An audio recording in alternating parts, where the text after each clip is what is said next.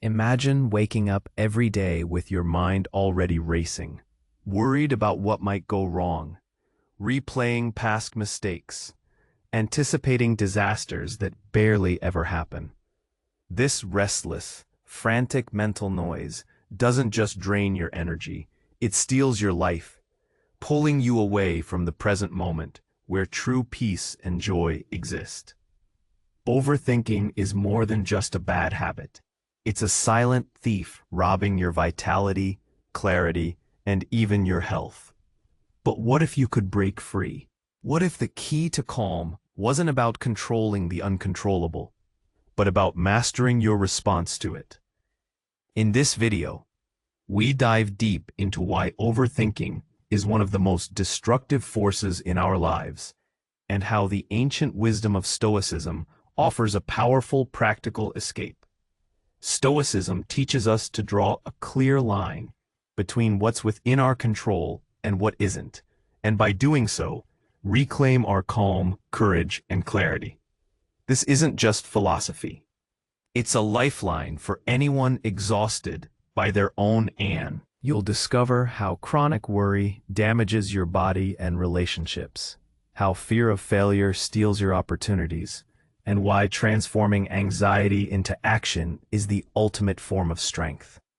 More importantly, you'll learn to reduce mental chaos, embrace uncertainty, and confidently face life's unpredictability with a calm spirit. This journey is about mastering yourself, because true power isn't about avoiding problems, but about choosing to grow through them.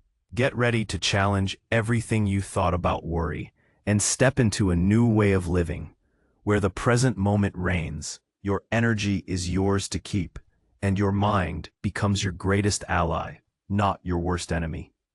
Are you ready to stop overthinking now and start living fully? Let's uncover the 12 powerful reasons why you must make this shift today. 12 powerful reasons to stop overthinking everything right now. Stoicism. 1. The energy drain. How overthinking steals your vitality. 2. The illusion of control. Why worrying about the uncontrollable is futile. 3. The enemy of the present. Losing life to mental noise. 4. Physical toll. When chronic anxiety harms your body. 5. Distorted reality. Turning small problems into monsters. 6. Relationship strain.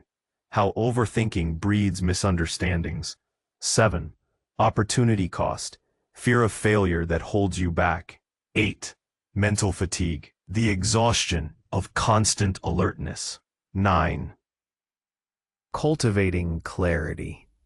Stoic tools to clear mental chaos. 10. Embracing uncertainty. Acting confidently without all the answers. 11. The power of now, living fully despite the unknown. 12. Mastery of self, why true strength lies in inner control. If this is making sense to you so far, take a moment to like the video and share it with someone who needs to hear this message. It helps this channel reach more minds seeking clarity and inner strength, and together, we can cultivate more tranquility in a chaotic world. We've talked about the quiet ways overthinking erodes our peace. Now let's dive deeper into the specific battlegrounds where this mental chaos wages war on our well-being, and how Stoicism offers us the precise tools to reclaim our ground. The energy drain. How overthinking steals your vitality. Imagine your mind as a sophisticated engine, capable of incredible feats of reason, creativity, and problem-solving. Now, imagine that engine running constantly, idling at a high RPM, even when parked. This is the essence of overthinking, a perpetual high-energy mental activity that consumes your most precious resource, your vitality, without generating proportionate productive output. When you ruminate, you are, in essence, running mental simulations of countless what-ifs and should-haves.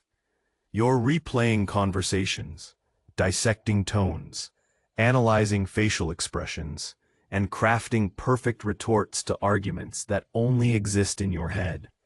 You're preemptively solving problems that haven't materialized and probably never will, and you're carrying the weight of past mistakes that are, by their very nature, unchangeable. Each one of these mental loops siphons a small but significant portion of your finite energy. Stoicism. Seneca, a Roman Stoic philosopher, famously wrote about the shortness of life, not in terms of chronological years, but in terms of how much of it we truly live when we waste vast stretches of it on unproductive anxieties.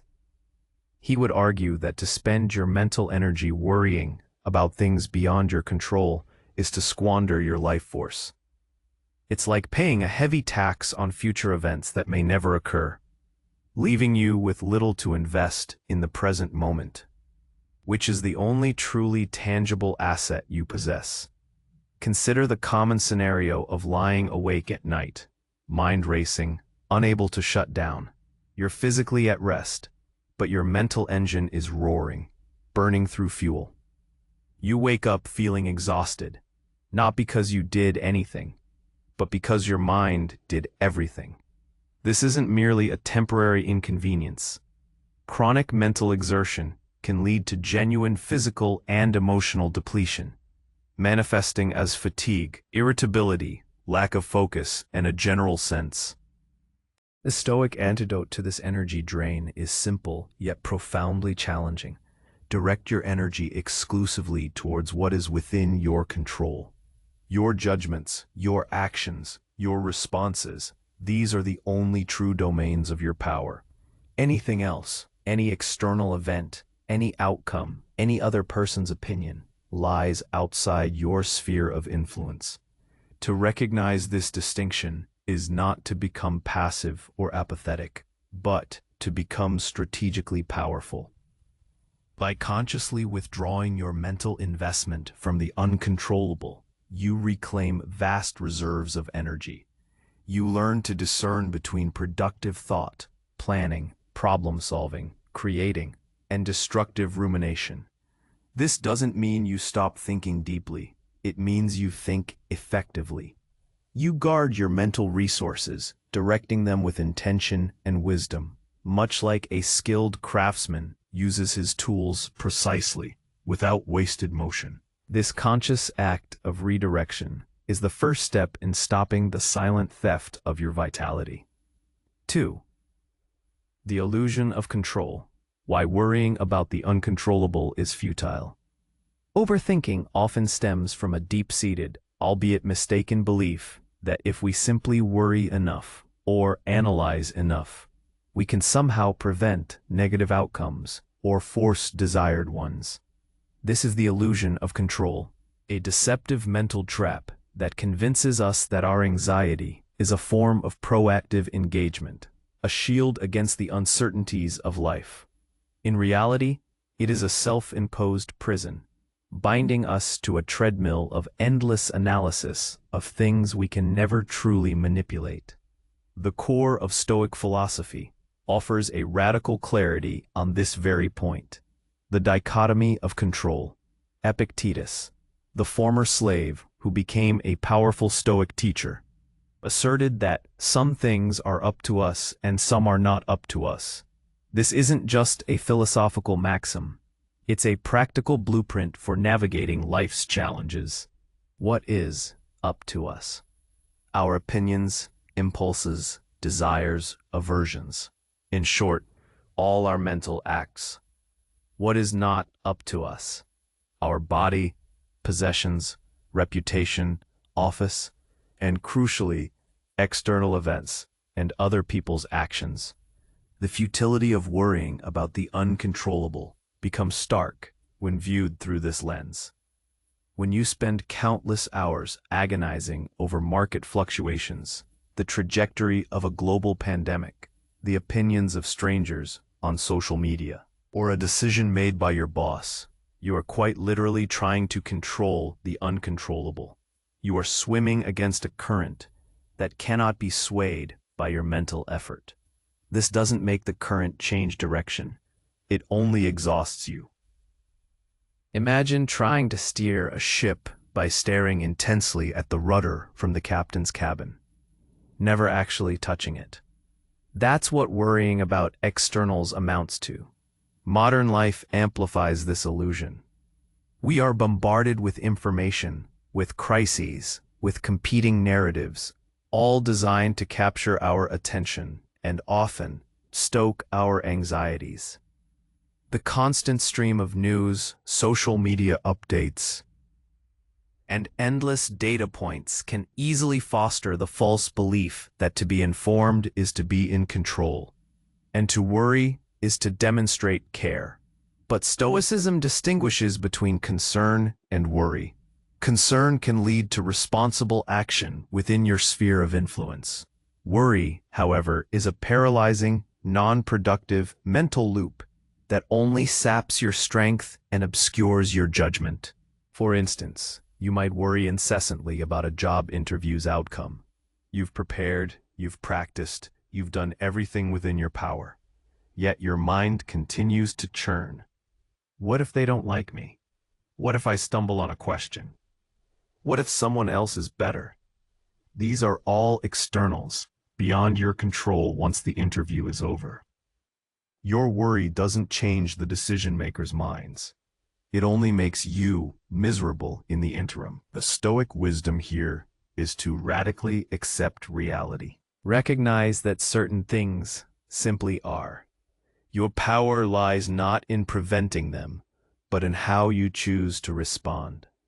This liberation from the illusion of control allows you to redirect your mental faculties to where they can truly make a difference, on your own character, your own efforts, and your own judgments. By consciously drawing that line, by acknowledging what is truly not up to you, you stop wasting precious mental energy on what is futile, and begin to build a foundation of genuine inner peace and practical efficacy. This isn't about indifference. It's about strategic engagement with reality. 3. The enemy of the present. Losing life to mental noise. Our lives unfold exclusively in the present moment. The past is a memory, the future an anticipation, but the now is the only tangible reality we ever truly inhabit. Yet, for the overthinker, the present is often a neglected, barren landscape, overshadowed by the towering specters of past regrets or the looming shadows of future anxieties. Overthinking transforms our mind into a noisy, crowded space where the clamor of what-ifs and should-haves drowns out the quiet symphony of life as it unfolds. This constant mental noise makes us physically present, but mentally absent. We might be sitting across from a loved one, but our mind is replaying a critical email from work. We might be enjoying a beautiful sunset, but our thoughts are consumed by a bill due next week. We are, in effect, living somewhere else, either in a past that can no longer be altered or a future that may never arrive as imagined, while the precious, irreplaceable moments of our actual life slip through our fingers. Marcus Aurelius, the philosopher-emperor, profoundly understood the fleeting nature of the present. He urged us to dwell on the beauty of life. Watch the stars, and see yourself running with them. His advice wasn't about escapism. It was an invitation to anchor our consciousness in the only reality available to us. He understood that our life is what our thoughts make it. And if those thoughts are perpetually elsewhere, then our life too becomes fragmented and unlived. Consider the simple act of eating. The overthinker might be consuming their meal, but their mind is elsewhere, perhaps planning their next task or rehashing a conversation. They miss the taste, the texture, the aroma, the very experience of nourishment. They are not truly eating. They are merely fueling a body, while their mind is lost in the cost of this mental noise is immeasurable. It's not just about missing out on pleasant experiences. It's about losing the very fabric of our existence. We sacrifice authentic connection, genuine appreciation, and profound contentment when we allow our minds to be hijacked by ceaseless rumination. The present moment is where growth happens, where decisions are made, where relationships are nurtured, and where true peace resides. When we are mentally absent, we are essentially absent from our own lives. The Stoic practice of prosoche, or attention, is a powerful antidote. It calls us to be acutely aware of our thoughts, our actions, and our judgments in the present moment. It's about bringing conscious awareness to whatever we are doing, with an intentional focus. This isn't about clearing your mind completely, which is often an impossible feat, but about directing your mind with purpose. When you eat, eat. When you listen, truly listen. When you work, work with full engagement. By doing so, you reclaim your mental territory. You honor the preciousness of each moment, and you begin to live fully in the only time that is truly yours. The present moment, free from the tyrannical grip of overthinking, becomes a gateway to peace, purpose, and a truly lived life. 4. Physical toll. When chronic anxiety harms your body.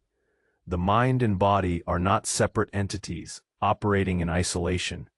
They are deeply interconnected, forming a unified system. While Stoicism often emphasizes the mind's supremacy over external circumstances, it also implicitly recognizes the body as the vessel through which we engage with the world and embody our virtues.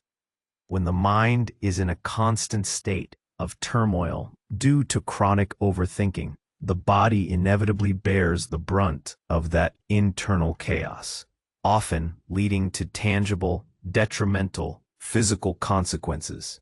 Chronic anxiety, a direct byproduct of excessive overthinking, triggers the body's stress response system, the fight or flight mechanism. This system, designed for short-term survival threats, floods your body with stress hormones like cortisol and adrenaline. While useful in acute danger, sustained elevation of these hormones due to continuous mental worry is profoundly damaging. Your heart rate remains elevated, blood pressure rises, muscles stay tensed, and your digestive and immune systems are suppressed or disrupted. Imagine your body constantly primed for an emergency that never full. Common physical manifestations of chronic overthinking and anxiety include persistent headaches, muscle tension, especially in the neck, shoulders, and jaw, digestive issues like irritable bowel syndrome or stomach ulcers, sleep disturbances ranging from insomnia to restless sleep, and a compromised immune system, making you more susceptible to illnesses. Furthermore, long-term stress can contribute to more serious health problems, such as cardiovascular disease, weight gain, and even accelerated cellular aging. The Stoics understood that a sound mind requires a sound body, and vice versa. While they were primarily concerned with the cultivation of virtue and the mastery of the mind, they also recognized the importance of taking care of one's physical self as a means to better achieve inner tranquility and moral excellence. Seneca, for instance, spoke about the importance of living simply and moderately, which naturally contributes to physical health. A body ravaged by stress and the physical toll of overthinking isn't some abstract consequence. It's a very real, measurable deterioration of your bodily well-being. The constant internal battles fought in your mind leave visible and invisible scars on your physiology. Recognizing this connection is crucial. It elevates the importance of addressing overthinking beyond merely improving mental comfort. It becomes a matter of self-preservation. When you feel the physical symptoms of stress, the tightness in your chest, the knot in your stomach, the tension in your shoulders. See them not as mere annoyances, but as urgent signals from your body. They are indicators that your mind is engaged in an unsustainable pattern of thought. The Stoic response is not to ignore these signals, but to use them as a prompt to apply the principles of control and objective judgment. By calming the mind, by focusing on what is truly within your power, you are not only cultivating inner peace, but also actively nurturing the very ves. Your body is a vital ally in your pursuit of wisdom and tranquility. Don't let your overthinking mind turn it into a battlefield. 5. Distorted reality, turning small problems into monsters. One of the most insidious effects of overthinking is its ability to warp our perception of reality. It's like looking at the world through a funhouse mirror, where minor inconveniences are exaggerated into existential threats, and small problems are magnified into insurmountable obstacles. This process, often called catastrophizing, transforms everyday challenges into terrifying monsters, making it impossible to respond rationally or effectively. This distortion is rooted in how our minds interpret events. Stoicism teaches us a fundamental truth. It is not things that disturb us, but our judgments about them. As Epictetus famously stated, a stubbed toe is simply a stubbed toe. A critical email is simply a critical email. The objective event itself is neutral. It's our immediate, often unchecked interpretation and the subsequent cascade of anxious thoughts that turn these neutral events into sources of profound distress. Overthinking takes these initial judgments and runs wild with them, building elaborate narratives of impending doom based on scant evidence. Consider a common scenario. You receive a slightly terse email from your boss. An objective mind might interpret it as a busy manager's brevity or a miscommunication. The overthinker, however, might immediately launch into a mental spiral. They're unhappy with my performance. This is the beginning of the end. I'm going to be fired. How will I pay my bills? My career is over. What began as a neutral, or at most minor, communication has, within minutes, escalated into a full-blown existential crisis, all within the confines of your own head. The reality remains unchanged. It's still just an email. But your perceived reality has become a nightmare. This constant magnification of perceived threats not only exhausts you, but also paralyzes you. When every molehill appears as a mountain, you become afraid to even take the first step. The fear of making a small mistake prevents you from taking any action at all, because the imagined consequences are disproportionately terrifying. This leads to indecision, procrastination, and a profound sense of helplessness. Marcus Aurelius often reminded himself to see things for what they truly are, to strip away the subjective judgment and emotional coloring. He urged objective representation, to bear in mind that everything that is happening now has happened before and will happen again. This practice helps to deflate the perceived uniqueness and enormity of current challenges. By questioning our initial automatic judgments, we can interrupt the overthinking cycle before it gains momentum. The key to overcoming this distorted reality is to consciously challenge your thoughts. When a small problem starts to feel like a monster, pause and ask yourself, is this truly a catastrophe, or is my mind making it so? What are the objective facts here? What is the most likely outcome versus the worst-case scenario my mind is inventing? By systematically applying reason and a healthy dose of skepticism to your own anxious thoughts, you begin to dismantle the illusions. You learn to differentiate between genuine challenges that require your attention and exaggerated fears that only serve to drain your energy and cloud your judgment. Reclaiming objective perception is an empowering act of self-mastery, allowing you to see problems for their actual size and respond to them with calm, measured wisdom, rather than disproportionate fear. 6. Relationship strain. How overthinking breeds misunderstandings. Human connection is fundamental to a flourishing life, and Stoicism, despite its emphasis on individual inner mastery, recognizes our social duty and the importance of healthy relationships. However, overthinking acts as a corrosive agent within these vital bonds, creating friction, suspicion, and distance where empathy and understanding should thrive. It's a silent saboteur, often operating unseen, yet its effects are profoundly felt in our interactions with others.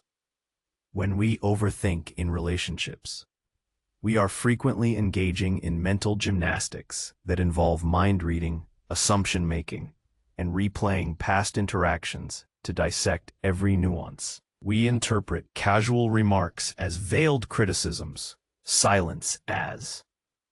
We construct elaborate narratives about what others might be thinking or feeling, often projecting our own anxieties and insecurities onto them, without ever seeking clarification.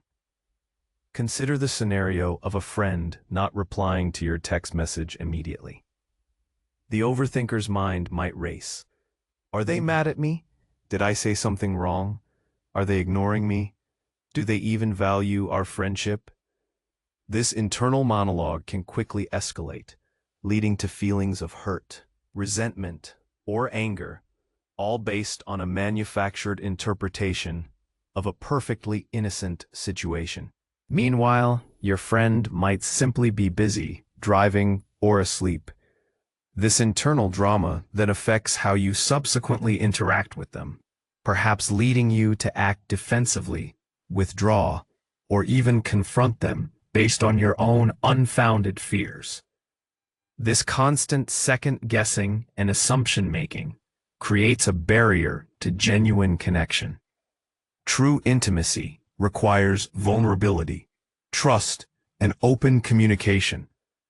Overthinking, by its very nature, fosters distrust and closes us off. We become so preoccupied with our internal narratives that we fail to truly listen to others, to see their perspective, or to offer them the benefit of the doubt. We are reacting not to the other person as they are, but to the anxious projection of them that exists in our heads. Stoicism, through its concept of oikeiosis, or the natural inclination towards fellowship and community, encourages us to extend our circle of concern to others. It calls for reason and goodwill in our interactions. Overthinking directly contradicts this. By allowing our minds to conjure up imaginary slights and fabricate intentions, we violate the principle of rational social behavior and instead feed suspicion. The Stoic remedy involves several practices. First, objective representation applies here too. Separate the observable action from your interpretation of it. Your partner left the dishes in the sink. That is an action. Your interpretation that they don't respect me is a judgment you've added. Second, active listening and clear communication are essential. Instead of assuming, ask. Instead of replaying, clarify. When you didn't reply to my text, I started to worry. Is everything okay? This directness, rooted in a calm, reasoned approach, bypasses the overthinking trap. Furthermore, practicing empathy, the ability to understand and share the feelings of another, can counteract the tendency to project our own anxieties. Consider the other person's perspective, their circumstances, their possible intentions, before letting your mind construct a negative narrative. By consciously choosing to extend goodwill and to seek clarification rather than jump to conclusions. We dismantle the mental factories of misunderstanding and strengthen the bonds of our relationships. Releasing the urge to overanalyze every glance, every word, every silence allows us to engage with others genuinely, fostering trust, clarity, and deeper, more resilient connections, particularly when fueled by a pervasive fear of failure, is a profound thief of opportunity. It keeps us rooted in stagnation, paralyzed by analysis, and ultimately prevents us from pursuing new ventures, embracing challenges, or stepping out of our comfort zones.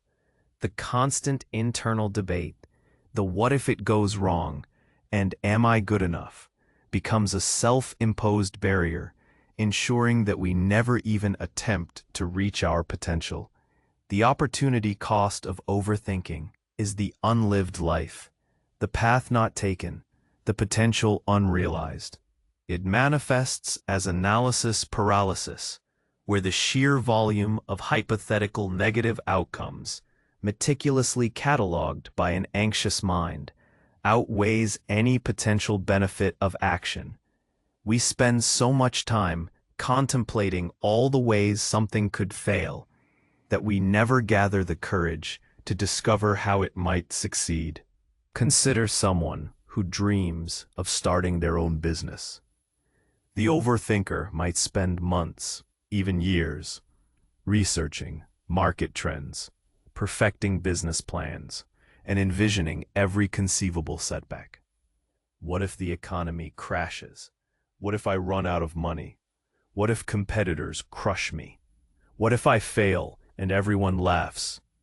While prudent planning is wise, this level of obsessive pre-mortification crosses into destructive overthinking, ultimately preventing any actual launch.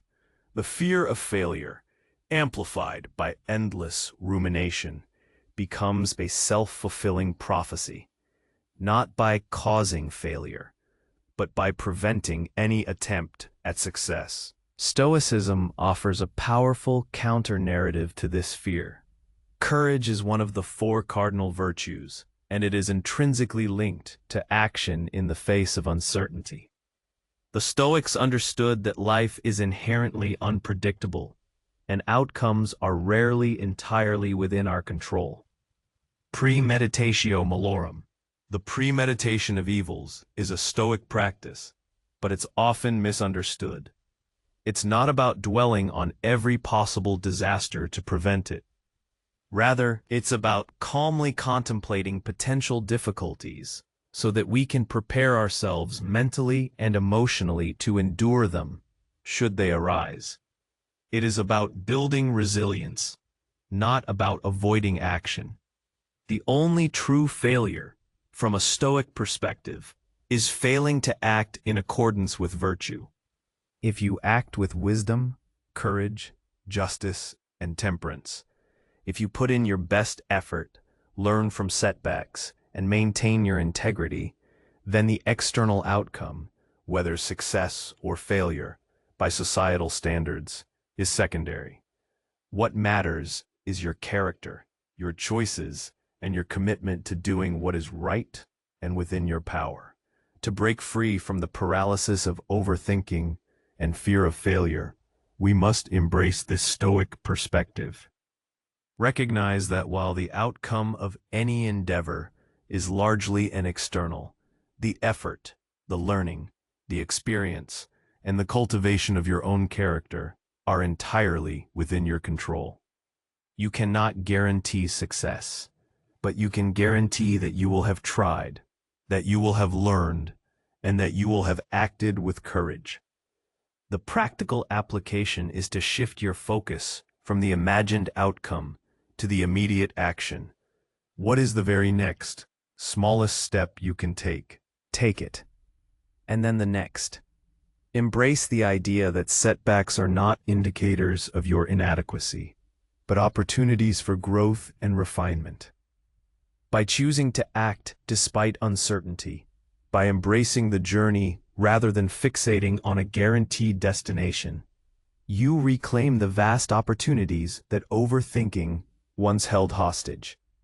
You transform potential into action, and in doing so, you discover that true strength lies not in avoiding failure, but in facing it with an unyielding spirit of learning and resilience. 8. Mental fatigue of constant alertness. Have you ever felt utterly drained, mentally exhausted, even when you haven't engaged in any strenuous physical activity? This is the insidious consequence of mental fatigue, a hallmark of chronic overthinking. Your brain, while not a muscle in the traditional sense, consumes significant energy, and when it's constantly running at an elevated state of alertness, processing, analyzing, worrying, it leads to profound weariness that impacts every aspect of your life. Imagine a computer that never shuts down, never rests, always running multiple demanding programs in the background. Eventually, it slows to a crawl, becomes unresponsive, or crashes. Your mind, when subjected to perpetual overthinking, experiences a similar overload. The constant vigilance, the relentless problem-solving for problems that often don't exist, the incessant internal debates, all these activities burn through your cognitive resources at an alarming rate. This isn't merely a feeling of tiredness.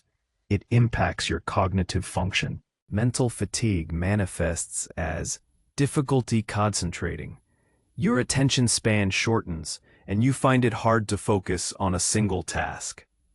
Impaired decision-making. Overwhelmed by information and hypothetical scenarios, your ability to make clear, rational choices diminishes, often leading to indecision or impulsive, poorly thought-out actions. Reduced creativity. A mind preoccupied with worry has little space or energy for novel ideas or innovative solutions. Irritability and emotional dysregulation. When mentally exhausted, your emotional resilience plummets, making you more prone to frustration, anger, or sadness. Brain fog, a persistent feeling of cloudiness, sluggishness, and difficulty thinking clearly. The Stoics, though they didn't have the neuroscience to explain it, recognized the importance of a clear, untroubled mind for the exercise of reason and virtue. They understood that a mind constantly in turmoil cannot function optimally. Marcus Aurelius, in his Meditations, often speaks of guarding one's inner citadel, referring to the mind's tranquility as a fortress against external disturbances. A mind suffering from mental fatigue is like a fortress with compromised defenses, easily breached by further anxieties and distractions. To the Stoics, the rational faculty, logos, was our most divine possession, and its proper functioning was paramount. Overthinking, by creating constant internal static and draining mental energy, directly impedes the clarity and power of logos. It prevents us from objectively perceiving situations, from making sound judgments, and from acting virtuously. The solution isn't to stop thinking altogether, but to practice intentional and purposeful thinking, alongside periods of genuine mental rest. Just as a muscle needs recovery after exertion, your mind needs periods of calm and disengagement from intense cognitive demands. This means learning to turn off the analytical engine when it's not serving a productive purpose.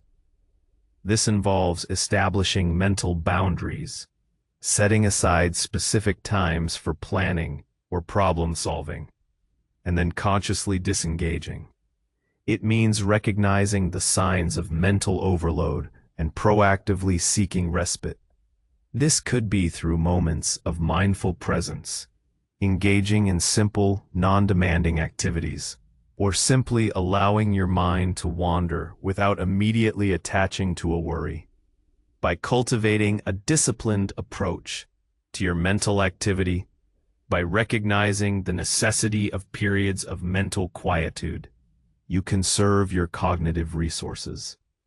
You prevent the insidious onset of mental fatigue, allowing your mind to remain sharp, resilient, and capable of functioning at its highest capacity.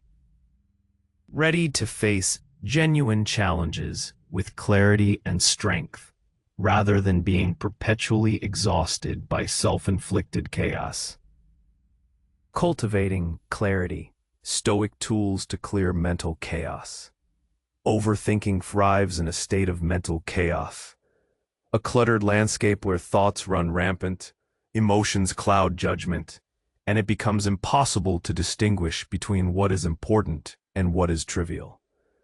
But the beauty of Stoicism lies in its practical toolkit, a set of spiritual exercises designed not just for abstract contemplation, but for actively cultivating clarity and order within the mind. These aren't passive philosophies. They are powerful, actionable strategies to prune the weeds of mental clutter. The Stoics understood that our minds, if left untended, can become overgrown with unexamined beliefs, irrational fears, and destructive desires. Clearing this mental chaos is paramount, because clarity of thought is the foundation of wisdom, and wisdom is the guide to a virtuous life. Without it, we are tossed about by every passing thought and external event. Here are some key Stoic tools for cultivating clarity. By rigorously asking, "Is this within my control or not?" we immediately sort our thoughts into two categories. Those that are within our control, our judgments, intentions, actions, become the focus of our attention. Those that are not, external events, other people's opinions, outcomes, are recognized as unproductive grounds for rumination and are consciously released. This instantly reduces the mental workload and directs energy to where it can be effective. Objective representation, disentangling fact from opinion. When faced with a disturbing thought or situation, the Stoics advise us to strip away all subjective emotional language and see things exactly as they are. As Marcus Aurelius suggested, to bear in mind that everything that is happening now has happened before and will happen again. Ask yourself, what is the bare fact here? What is the objective reality, separate from my interpretation, my fear, or my desire? This practice exposes the emotional exaggeration and helps us respond to reality, not to our distorted version of it. Cognitive distancing.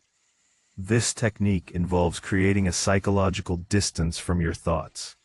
Instead of saying, "I am a failure," you learn to say, "I am having the thought that I am a failure." This subtle linguistic shift highlights that thoughts are just mental events, not necessarily objective truths or reflections of your identity.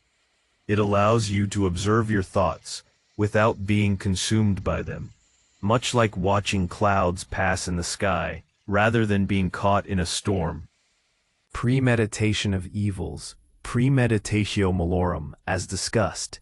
This isn't about wallowing in negativity. It's about calmly contemplating potential future challenges, not to worry about them, but to mentally prepare for them. By considering what could go wrong and how you might respond virtuously, you remove some of their power. This practice reduces the shock value of adversity and helps you approach challenges with a preformed strategy and a sense of calm resilience, rather than panicked overthinking. Journaling reflection. Regularly writing down your thoughts, fears, and observations, as Marcus Aurelius did in his Meditations, provides a powerful externalization of your internal world. This process allows you to examine your judgments, identify patterns of irrational thinking, and apply Stoic principles retrospectively or proactively. It's a dialogue with yourself, designed to bring clarity to your mental landscape. By actively engaging with these Stoic tools, you are not simply avoiding overthinking. You are cultivating a mind that is robust, disciplined, and capable of operating with profound clarity. You are learning to prune away the unnecessary, challenge the irrational, and focus your mental energy on what truly matters: your character, your actions, and your unwavering commitment to living a life of wisdom and virtue. This mastery of your inner world is the ultimate defense against mental chaos and the pathway to enduring tranquility. Embracing uncertainty, acting confidently without all the answers. Overthinking often stems from an innate human desire for certainty. We crave complete information, guaranteed outcomes, and a clear, predictable path forward. But life, by its very nature, is a realm of profound uncertainty. The overthinker, in their relentless pursuit of perfect knowledge and guaranteed success, often falls into the trap of analysis paralysis, unable to act until every variable is accounted for, which is a state that never truly arrives. This effectively means postponing life until an impossible condition is met. The modern world, with its information overload, only exacerbates this. We have access to endless data, metrics, and expert opinions. Yet this abundance doesn't necessarily lead to clarity. It can, paradoxically, breed more anxiety and indecision. The fear of making the wrong choice, coupled with the belief that more information will somehow eliminate risk, leads to endless rumination, delaying action indefinitely. Stoicism offers a powerful antidote to this paralysis: the embracing of uncertainty, not as a flaw in the system, but as an inherent and unavoidable aspect of existence. This is encapsulated in the concept of amor fati, love of fate. It doesn't mean passively accepting whatever happens, but actively embracing the reality that much of life is beyond our control. Our task is not to eliminate uncertainty, but to act virtuously in spite of it. Consider a general leading an army. They cannot possibly know every detail of the enemy's strength, every twist of the terrain, or every unforeseen event that might occur. But they must act. They gather the best intelligence available, make a reasoned decision, and then execute it with courage and resolve. The Stoic perspective encourages us to adopt a similar mindset in our own lives. We act on the best available information, understanding that perfect knowledge is an illusion, and then we trust in our capacity to adapt and respond to whatever circumstances arise. The confidence that arises from a Stoic embrace of uncertainty isn't a naive optimism. It's a deep-seated trust in your inner resources, your reason, your courage, your resilience, to navigate whatever life throws at you. It's the understanding that while external outcomes are not guaranteed, your internal capacity to handle them is something you can cultivate and rely upon. This means shifting your focus from the outcome to the process and to your own effort. When embarking on a new project or making a significant decision, the overthinker fixates on the what-ifs of the result. The Stoic, however, focuses on: have I prepared diligently? Have I reasoned clearly? Am I acting with integrity and courage? Am I putting forth my best effort? If the answer to these questions is yes, then the external outcome, whatever it may be, is something you can face with equanimity. Embracing uncertainty means acknowledging that there will always be unknowns. It means accepting that you will never have all the answers before you begin. The path forward is often revealed only by taking the first step. By releasing the desperate need for certainty, you free yourself from the chains of overthinking and open yourself to action. You cultivate a profound inner confidence, not because you know what will happen, but because you trust in your own ability to respond skillfully and virtuously to whatever does. This is the ultimate freedom from analysis paralysis, allowing you to live and act fully, even amidst the inherent unpredictability of life. Living fully despite the unknown. Overthinking, by its very nature, pulls us away from the present. It condemns us to live in a perpetual state of either regretting the past or fearing the future. This constant mental time travel means that the only moment we truly possess, the now, is often overlooked, underappreciated, and ultimately unlived. The promise of a better, calmer, or more secure future, which overthinking often claims to secure, keeps us from experiencing the richness and vitality of the current moment, despite all its uncertainties. Many of us unknowingly put our lives on hold, waiting for some future condition to be met before we grant ourselves permission to be truly happy or fully present. I'll be happy when I get that promotion. I'll relax when this project is over. I'll start living when I retire. This mental postponement is a direct consequence of overthinking, where our minds are so occupied with constructing and navigating future scenarios that they neglect the immediate reality. We become spectators of our own lives, waiting for the main event that never truly arrives, because the present moment is always the main event. Marcus Aurelius, profoundly aware of life's brevity and unpredictability, repeatedly emphasized the importance of the present. He wrote, "The present is all that we have. This is the only way that you can live without being tossed about." He understood that the past is unchangeable and the future is not yet here, making the present moment the only arena for action, virtue, and genuine experience. To lose the present is to lose all. Consider the common experience of being with loved ones but feeling mentally distant. You're physically present at a family dinner, perhaps, but your mind is consumed by anxieties about tomorrow's meeting or replaying a minor disagreement from earlier. You're missing the laughter, the warmth of connection, the taste of the food, the simple joy of shared presence. This isn't just a minor oversight. It's a fundamental loss of life's essence. The small, seemingly insignificant moments that make up the vast majority of our lives are precisely where true fulfillment and meaning are found. The power of now, from a Stoic perspective, isn't about ignoring prudent planning or learning from the past. It's about consciously anchoring your awareness in the immediate, using your reason to engage with what is, rather than letting your mind drift into unproductive realms. It's about bringing your full attention to whatever you are doing, no matter how mundane.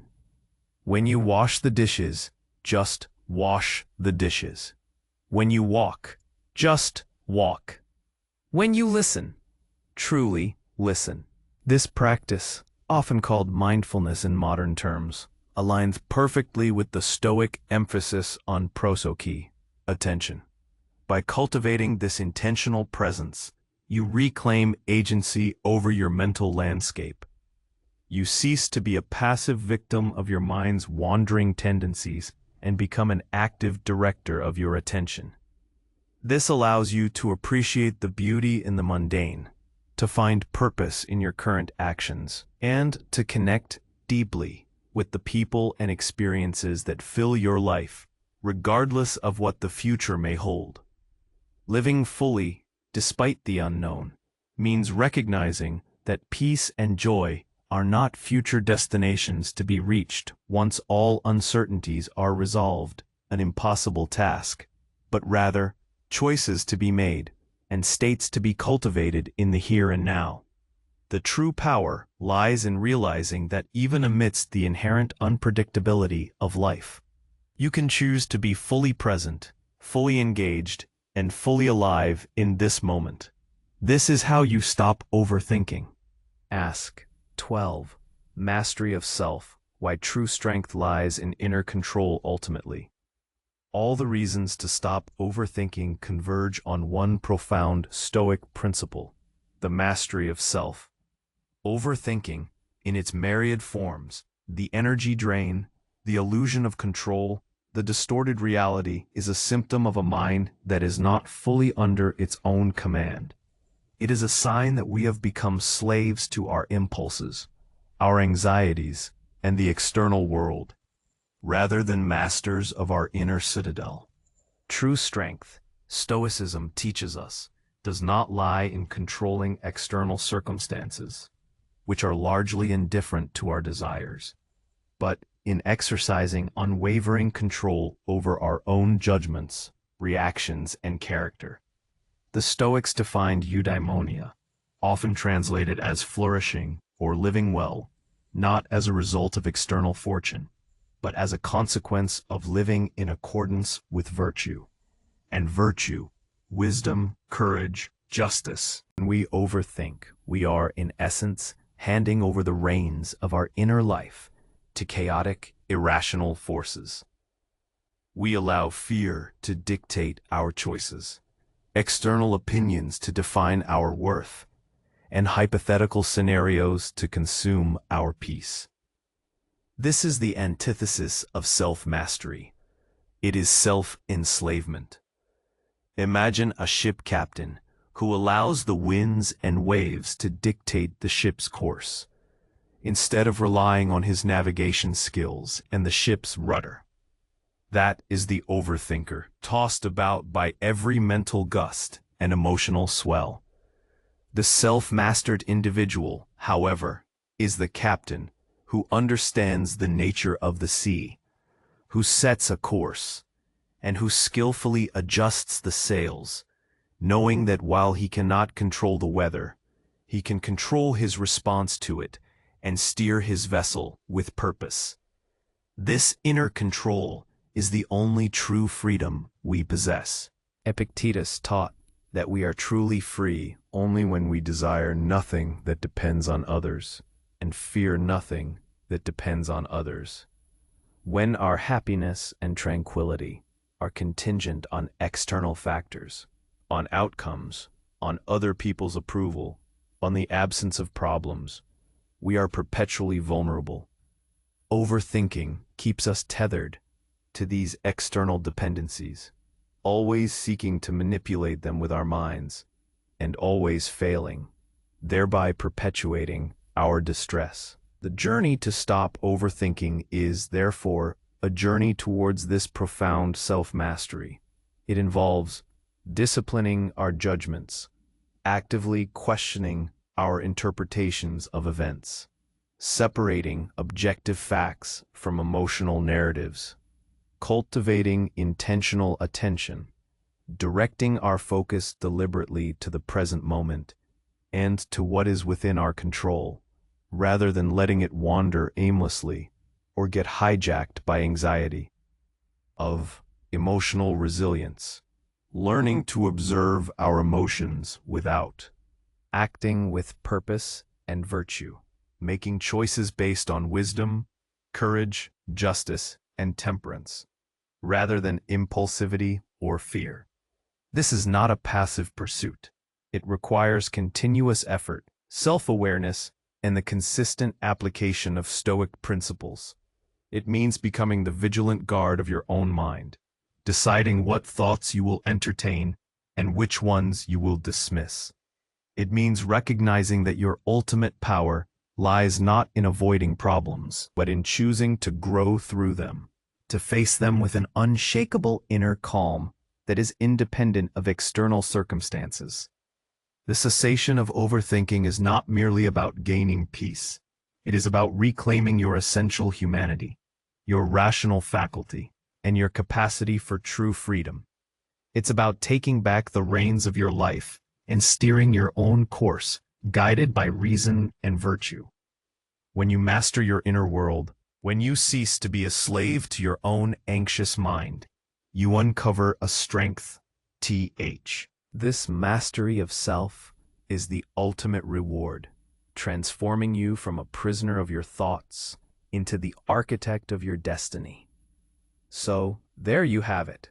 12 powerful reasons rooted in Stoic wisdom, revealing why overthinking is not just a habit, but a destructive force, robbing you of vitality, clarity, and genuine life experience. From draining your energy and distorting your reality, to harming your body and straining your relationships, the cost of constant mental chaos is immense. But remember, this isn't a sentence of despair. It's an invitation to liberation. The ancient Stoics, long before the modern world amplified our anxieties, gifted us a profound toolkit for self-mastery.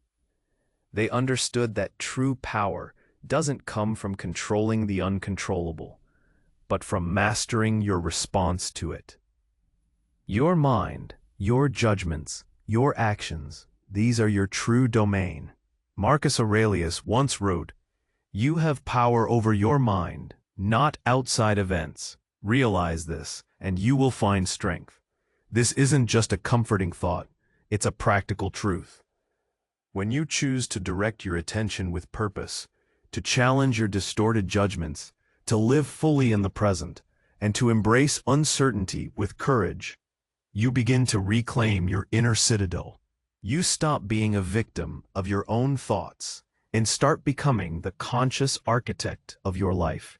The journey to stop overthinking is the journey to self-mastery, to a life lived with greater peace, purpose, and profound strength. It's a continuous practice, not a one-time fix. But every conscious choice you make to bring your mind back to the present, to focus on what's within your control, is a step towards that freedom. What is one thought you will choose to release, just for today, that has been draining your energy? Share it in the comments below. And if this message resonated with you, please give the video a like and consider subscribing to the channel for more insights on applying ancient wisdom to modern life. Your engagement helps us build a community focused on reason, resilience, and inner tranquility. Thank you for watching, and may your journey be filled with clarity and calm.